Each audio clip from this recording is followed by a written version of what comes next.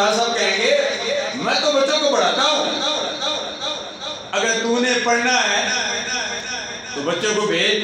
اگر تو نے کچھ سیکھنا ہے تو میں تمہیں سکھاتا ہوں، پڑھاتا ہوں۔ یہ میرا شعبہ ہے، میرا ڈاکٹری کا شعبہ نہیں ہے، میرا یہ بجلی کا شعبہ نہیں ہے۔ میں نے پوری عمر اس میں گال دی ہے، پڑھتا رہا، اب پڑھا رہا ہوں۔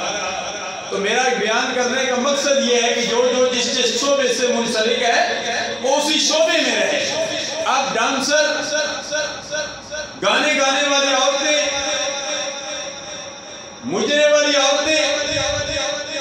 جو پورا 11 مہینے اس ملک پاکستان میں الیکٹرانک میڈیا، سوشل میڈیا پر بے حیائی پھیلا رہی ہوتی ہے، نہ سر پہ دوپٹہ ہے،